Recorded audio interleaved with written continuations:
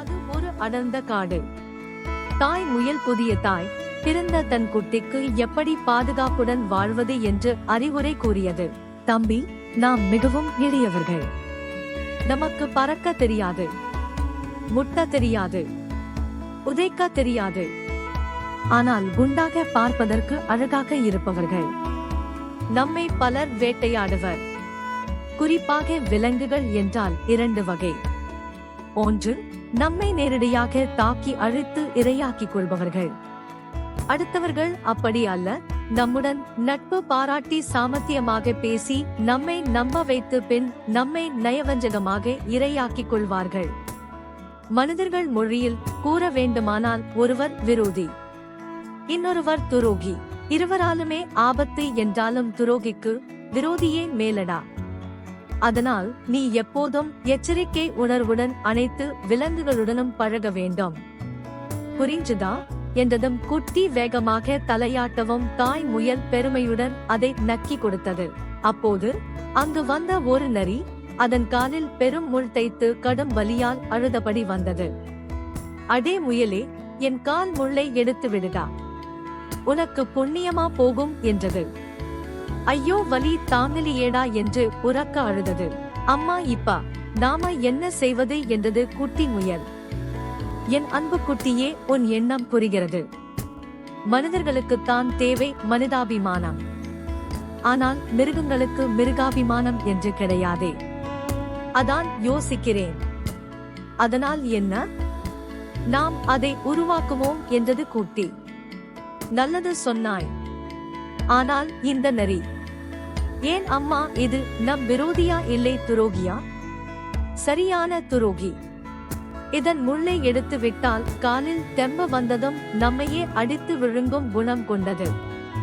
அதான் யோசிக்கிறேன் என்றது தாய். அடே முயலே, நீ என்ன பேசுகிறாய் என்று புரிந்து கொண்டேன். சத்தியமா நான் உங்களை கொல்ல மாட்டேன், நம்பு. இறை மீது ஆணை. குத்தியது விடம் உள்ள முள் அது என் மூளைக்கு சென்று என்னவோ செய்கிறது. உடனே அதை எடுத்துவிடு. உங்களுக்கு வேண்டிய கேரட்டும் முட்டைக்கோசும் சேகரித்து தருகிறேன் என்று கூறி பெருத்த கூச்சலுடன் அழத் துவங்கியது. தாய் முயலுக்கு நரியின் மீது நம்பிக்கை வரவில்லை. யோசித்தது. அம்மா, நாம மிருகாபிமானத்தோடு வாழ்வோம். இதன் முள்ளை எடுப்போம். அதே சமயம் இதன் முள் எடுத்த பிறகு இது தன் விஷமத்தை காட்டும் என்று அஞ்சுகிறீர்கள். அதுவும் புரிகிறது. அதற்கும் என்னிடம் உபாயம் உள்ளது என்றது குட்டி. நீ சின்ன குட்டி. நரி எவ்வளவு பெரிய விலங்கு.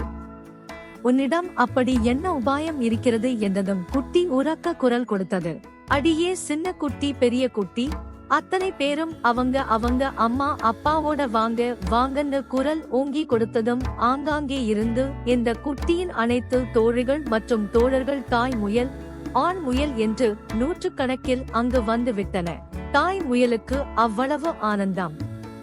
அம்மா, இப்ப இந்த நரி மாமாவோட முள்ளை எடுத்து விடுங்க என்றதும் தாய் முயல் அதன் முள்ளை கடித்து எடுத்துவிட, நரி நன்றி ஆண்டவா, இப்பத்தான் என் வலியே நீங்கியது. முயலே, உனக்கு நன்றி என்றது மீண்டும் நரி. அனைத்து முயல்களும் அதன் குட்டிகளும் ஓவென கைதட்டி மகிழ தாய் முயல் நரியாரை பார்த்து, என் குட்டியை பற்றி என்ன நினைக்கிறீர்கள் என்று பெருமையுடன் கேட்டது. முயலே, நீ முதலில் நினைத்தது சரிதான். நான் மிகுந்த பசியுடன் தான் இருந்தேன். என் முள்ளை எடுத்து விட்டால் உடனே உன்னையோ அல்லது உன் குட்டியையோ இரையாக்கிக் கொள்ளத்தான் நினைத்தேன். ஆனால் உன் குட்டி மிக மிக புத்திசாலி. என்னதான் சிங்கம் பலசாலியாக இருந்தாலும் 4 எருமை மாடு சேர்ந்தாற்போல் மேய்ந்தால் அங்கு சென்று வேட்டையாட அஞ்சும். அதேபோல் என்னதான் புலி சீற்றம் கொண்ட கொடிய விலங்காக இருந்தாலும் ஆடு மந்தைகளாக இருக்கும்போது அதை வேட்டையாட அஞ்சும். அந்த உத்தியைத்தான் உன் குட்டியும் பயன்படுத்தியது. கூட்டமாக உங்கள் கூட்டத்தை கூட்டி அதே சமயம் மிருகாபிமானத்தையும் காட்டி என் கெடுமதியை வீழ்த்தி வெற்றி பெற்றது. இதுதான் இறைவன் படைப்பின் ரகசியம் என்றது நரி. அது என்ன ரகசியம் என்று தாய் முயல் ஆர்வமுடன் கேட்க, நரி சிரித்தபடி, முயலே, தாய் 8 அடி பாய்ந்தால் குட்டி 16 அடி பாயும். இது இறைவன் கொடுத்த வரம். குட்டி செய்த தந்திரத்தால் இப்ப உங்க உதவிக்கு நான் தலைவணங்கி சென்றேனே. அதுதான் இறைவன் படைப்பின் சூட்சமம் மற்றும் ரகசியம் என்று நரி கூறி அங்கிருந்து ஓடியது.